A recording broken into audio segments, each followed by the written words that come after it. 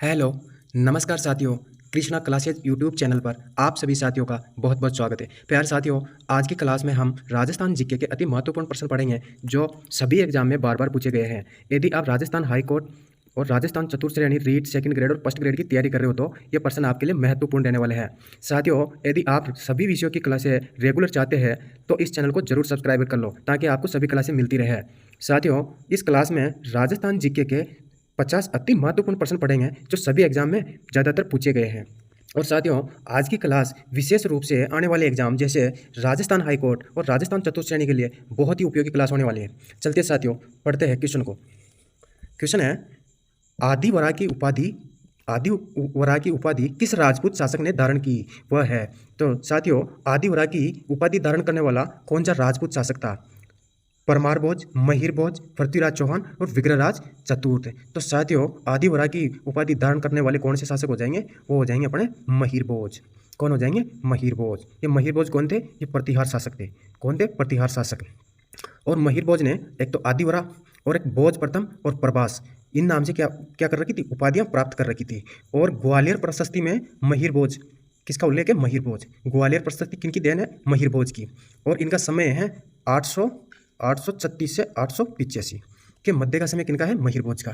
तो अपना right answer हो गया महिर भोज। नेक्स्ट क्वेश्चन है, चौहान शासक जो कवि बांधव के रूप में जाना जाता है। कवि बांधव, साथियों याद करो, कवि बांधव के नाम से कौन से चौहान शासक जाने जाते हैं? अर्णेराज, अजयराज, विग्रहराज चतुर्थ और पृथ्वीराज तृतीय। तो साथियों, अर्णेराज और विग्रहराज, तो इनमें से कौन सा हो जाएगा? इनमें से हो जाएगा कवि बांधव के नाम से विग्रहराज चतुर्थ। साथियों, ये विग्रहराज चतुर्थ है ना, ये इतिहास में बीसल देव, कौन से देव? बीसल देव के नाम से प्रसिद्ध है। और इन्होंने कवि बांधव और कटी बांधव, एक तो कवि बांधव और एक कटी बांधव, इन दो नाम से भी जाना जाता है। और ये विग्रहराज चतुर्थ है ना, इनका मूल नाम था। और इतिहास में बीसल देव के नाम से। बीसल देव रासो किनके ऊपर है? बीसल देव रासो, ये विग्रहराज चतुर्थ के ऊपर ही है। अजमेर के शासक चौहान शासक थे। साथ ही 12वीं शताब्दी में इन्होंने क्या किया था? तो बीसलपुर बांध और बीसलपुर कस्बा का निर्माण करवाया था, जो कहाँ पे पड़ते हैं? टोंक जिले में। दोनों कहाँ पड़ते हैं? बीसलपुर बांध और बीसलपुर कस्बा टोंक जिलों में। ठीक है। और इनसे संबंधित बहुत ज़्यादा क्वेश्चन पूछते हैं, जैसे एक तो संस्कृत पाठशाला निर्माण अजमेर हो गया। और इनका काल है ना, चौहानों का स्वर्ण काल कहलाता है। साथ ही इन्होंने संस्कृत पाठशाला हरिकेली नाटक की रचना की। और एक नाटक आता है ललित विग्रहराज नाटक। ठीक है। तो इनके एक दरबारी कवि थे, कौन? सोमदेव। उन्होंने कौन सा नाटक लिखा था? ललित विग्रहराज। ठीक है। तो ये इनसे संबंधित जानकारी, तो अपना राइट आंसर हो गया कवि बांधव विग्रहराज चतुर्थ। ठीक है। नेक्स्ट क्वेश्चन है, पृथ्वीराज चौहान का दरबारी कवि कौन था? जो अपना पृथ्वीराज चौहान है, उनके दरबारी कवि कौन थे? साथियों, पृथ्वीराज चौहान के नाम से प्रसिद्ध कौन से रहे हैं? तर्ते वाले। ठीक है। पृथ्वीराज चौहान तर्ते के दरबारी कवि कौन थे? इन्हीं को पूछते हैं साथियों एग्जाम में। तो कौन से हो जाएंगे? बाणभट्ट, रामानुज, चंद्रवरदाई और हरिहर। तो चंद्रवरदाई कौन हो जाएंगे? पृथ्वीराज चौहान के ये एक तो परम मित्र थे और इनके दरबारी कवि थे। और पृथ्वीराज रासो, कौन सा रासो? पृथ्वीराज रासो, जो हिंदी का प्रथम महाकाव्य है, ये किसने लिखा था? ये चंद्रवरदाई ने लिखा था। ठीक है। ये इनके परम मित्र भी थे। ठीक है। साथ ही इस पृथ्वीराज रासो को पूरा किसने किया था? इनका पुत्र था एक जल्लड़ नाम से। किस नाम से? जल्लड़ नाम से। ठीक है। और मोहम्मद गोरी से इनके दो युद्ध हुए थे। एक तो कौन सा होता? तराइन का प्रथम 1191 में, जिनमें तो ये जीत गए थे। लेकिन द्वितीय युद्ध हुआ था 1192 में, जिनमें इनकी हार हो जाती है। ये इतिहास की सबसे बड़ी हार मानी जाती है साथियों, तराइन का द्वितीय युद्ध। तराइन का द्वितीय युद्ध। और चिश्ती साहब है ना, अजमेर में चिश्ती साहब इन्हीं के काल में आए थे। ठीक है ना। नेक्स्ट क्वेश्चन है, गुहिल वंश का पहला शासक कौन था? तो साथियों, ये जो अपना गुहिल वंश है, इनका पहला शासक पूछा है साथियों। तो कौन हो जाएगा? अमर सिंह, बप्पा रावल, राणा हमीर और क्षेत्र सिंह। तो कौन हो जाएंगे? तो अपने इस गुहिल वंश का प्रथम, ये गुहिल वंश कहाँ का था? गुहिल वंश कहाँ का था? ये गुहिल वंश कहाँ पे थे? ये कमेंट में बताना। और ये जो अपने ना बप्पा रावल, ये इस गुहिल वंश के क्या थे? प्रथम शासक थे। और इनका मूल नाम भी पूछते हैं एग्जाम में, तो क्या हो जाएगा? कालभोज। कालभोज के नाम से कौन प्रसिद्ध है? बप्पा रावल। साथ इनके गुरु का नाम था हरितऋषि। और 734 ईस्वी में क्या किया था? चित्तौड़ के राजा मानमोरी को हराकर इन्होंने गुहिल साम्राज्य की नींव डाली थी। ठीक है। गुहिल साम्राज्य का वास्तविक शासक के नाम से कौन जाना जाता है? बप्पा रावल। ठीक है। जिनका दूसरा नाम क्या हो गया? कालभोज। और साथ ही गुहिलों की कितनी शाखा थी, ये कमेंट में आंसर देना। ठीक है। इतिहासकार अलग अलग बताते हैं, लेकिन आप के हिसाब से क्या होना चाहिए, ये आप कमेंट में बताना। नेक्स्ट क्वेश्चन है, चित्तौड़ विजय के बाद अलाउद्दीन खिलजी ने चित्तौड़ का नया नाम क्या रखा? यानी जो चित्तौड़ विजय के बाद अलाउद्दीन खिलजी ने चित्तौड़ का नया नाम क्या रखा था? मोहम्मदाबाद, मोमिनाबाद, होशंगाबाद और खिजराबाद। तो क्या नाम रखा था साथियों? ये अलाउद्दीन खिलजी है, इनका पुत्र थे कौन? खिजराबाद। तो इनके पुत्र के नाम के आधार पर ही इन्होंने चित्तौड़ का नया नाम क्या रख दिया? खिजराबाद। ठीक है। और खिजराबाद, ये जो चित्तौड़ है ना, अपना जो चित्तौड़ विजय है ना, ये अलाउद्दीन खिलजी ने की थी। तब भी एक बहुत बड़ी घटना हुई थी 1303 में। कब किया था? 1303 में। जब क्या हुआ था? रानी पद्मिनी ने जोहर किया था, जो ऐतिहासिक जोहर कहलाता है। यह इतिहास का ऐतिहासिक जोहर कहलाता है, ठीक है। जो कि मेवाड़ का तो प्रथम था और राजस्थान का दूसरा था। पहला कौन सा हो जाएगा? रणथंभौर, जो 1301 में, लेकिन ये दूसरा था। कौन किसका? राजस्थान का। लेकिन मेवाड़ का क्या हो जाएगा? प्रथम। इस चीज़ को आप याद रखना। नेक्स्ट क्वेश्चन है, नाथद्वारा में श्रीनाथ जी की मूर्ति निम्न में से किसने स्थापित कराई? जो अपने नाथद्वारा है, इसमें श्रीनाथ जी की मूर्ति है, वहाँ पे प्रसिद्ध श्रीनाथ जी की मूर्ति वो किस शासक ने स्थापित करवाई थी? अमर सिंह ने, राज सिंह ने, जगत सिंह ने और करण सिंह ने। तो कौन हो जाएंगे वह? कौन से शासक हो जाएंगे? नाथद्वारा में श्रीनाथ जी की मूर्ति को स्थापित कराने वाले हो जाएंगे अपने, कौन से हो जाएंगे? राज सिंह। और ये राज सिंह कब करवाते हैं इसको करवाते 1672 ईस्वी में। कब करवाते हैं? 1672 ईस्वी में, ठीक है। और ये कहाँ से लाई गई थी? ये लाई गई थी वृंदावन। कहाँ से? वृंदावन, ठीक है। साथ ही राज सिंह ने इस मूर्ति को कहाँ स्थापित करवाया था? नाथद्वारा में। और ये नाथद्वारा है ना, इनका प्राचीन नाम क्या है? इस नाथद्वारा का प्राचीन नाम क्या है? सिहाड़। क्या नाम है? सिहाड़। और साथ ही ये जो नाथद्वारा है ना, ये कौन से जिले में पड़ता है? ये पड़ता है अपने राजसमंद जिले में, ठीक है। और जो श्रीनाथ जी की काले संगमरमर की प्रतिमा है, वो किसकी है? वो श्रीनाथ जी की काले संगमरमर की प्रतिमा नाथद्वारा में स्थापित है। नेक्स्ट क्वेश्चन है, अकबर ने किस राजपूत मनसबदार को फरजंद की उपाधि प्रदान की? यानी फरजंद यानी पुत्र यानी बेटा। तो अकबर अपने पुत्र के समान किसको उपाधि दे सकता है? मान सिंह, राज सिंह, राय सिंह और जय सिंह। तो ये सारे ही ना अकबर ने किस शासक को किसकी फरजंद की उपाधि किसको दी थी? वो हो जाएगी अपने, कौन से शासक हो जाएंगे? ये हो जाएंगे अपने, क्या नाम से? मान सिंह, राज सिंह, राय सिंह और जय सिंह। तो मान सिंह कहाँ थे? कच्चावा शासक कहाँ के थे? आमेर के। जिसको क्या दी थी इन्होंने? फरजंद की उपाधि। किसको दी थी? मान सिंह को, मान सिंह कच्चावा को फरजंद की उपाधि दी थी। साथ ही इनको एक 7000 की मनसबदारी भी प्रदान की थी, जो कि उस टाइम की सर्वाधिक थी। और इस 7000 की जो मनसबदारी है, एक तो मान सिंह और एक कोका अजीज, दो ही शासक को थी, ठीक है। तो ये मान सिंह को फरजंद की उपाधि किसने दी थी? अकबर ने। तो अपना राइट आंसर हो गया option number A. Next question है, रूठी रानी के नाम से इतिहास में प्रसिद्ध है। साथियों, रूठी रानी पद्मावती, उमादे, कर्णावती और रूपमती। तो साथियों, रूठी रानी के नाम से इतिहास में कौन हो जाएंगे? उमादे। कौन हो जाएंगे? उमादे। ये कहाँ की थी? ये जैसलमेर की राजकुमारी थी। किसकी? लोणकरण सर की, ठीक है। और इनके पति कौन थे? राव मालदेव की पत्नी कौन थी? उमादे, ठीक है। और ये अपने मान के कारण मालदेव से आजीवन, कब तक? आजीवन रूठी रही। साथ ही अपना जीवन कहाँ बिताया था इन्होंने? तारागढ़ में अपना जीवन बिताती है। साथ ही ये मालदेव की मृत्यु पर क्या हो जाती है? सती हो जाती है, ठीक है। ये अपनी सती हो जाती है। किनकी मृत्यु पर? मालदेव की मृत्यु पर। साथियों, होता क्या है, जैसे कोई भी क्वेश्चन अपन ध्यान से पढ़ते हैं और उसका आंसर जस्ट दिमाग में अगर क्लिक करता है ना, तो शायद उसका आंसर 100% वही सही होता है। लेकिन अगर अपन के दिमाग में क्लिक नहीं करता है, वो ऑप्शन देखने से अपन उसका आंसर अगर जज करते हैं ना, तो हो सकता है उसमें कन्फ्यूज है। तो इसको ध्यान रखना, क्वेश्चन को बहुत ही ध्यान से पढ़ना, और जैसे ऑप्शन बिना देखे ऑप्शन आंसर दिमाग में आ जाए तो हमेशा ज़्यादातर वही सही होता है, ठीक है। तो ऑब्जेक्टिव को सोल्व करने का ये सबसे बेस्ट तरीका है। नेक्स्ट क्वेश्चन है, किस राजपूत शासक को राजपूताना का कर्ण कहा जाता है? साथियों, राजपूताना का कर्ण कौन से शासक हो जाएंगे? महाराणा कुंभा, प्रताप सिंह, जसवंत सिंह और राय सिंह। तो साथियों, राजपूताना का कर्ण राय सिंह। कौन हो जाएंगे? राय सिंह। राय सिंह कहाँ के राजा थे? बीकानेर के। कहाँ के थे? बीकानेर के राजा थे। साथ ही ये राजपूताना का कर्ण है साथियों, ये क्या है? कर्ण है, कर्ण, ठीक है। राजपूताना का कर्ण कहने वाले कौन थे? मुंशी देवी प्रसाद। कौन से? मुंशी देवी प्रसाद ने इनको क्या कहा? राजपूताना का कर्ण। क्यों? दानशीलता के कारण। क्योंकि वहाँ पे घोर त्रिकाल पड़ा था, उसमें हजारों पक्षी मारे गए। तब इन्होंने क्या किया था? इन्होंने जगह जगह सदावर्त को ले तथा चारे पानी की व्यवस्था की। इसीलिए इनको क्या कहा जाता है? राजपूताना का कर्ण। राय सिंह को किसने कहा? राजपूताना का कर्ण मुंशी देवी प्रसाद, ठीक है। नेक्स्ट क्वेश्चन है, डूंगरपुर में स्थित नौलखा बावड़ी किसने बनवाई थी? साथियों, ये क्वेश्चन बहुत ही फेमस है। नौलखा बावड़ी किसने बनवाई थी? प्रिमल देवी ने, कर्णावती ने, उत्तम देवी ने और लाड कंवर ने। साथियों, ये प्रिमल देवी ने कहाँ क्या बनाई थी? नौलखा बावड़ी। और ये क्वेश्चन ये भी पूछा था कि कब बनवाई थी? तो ये बनवाई थी 1586 ईस्वी में।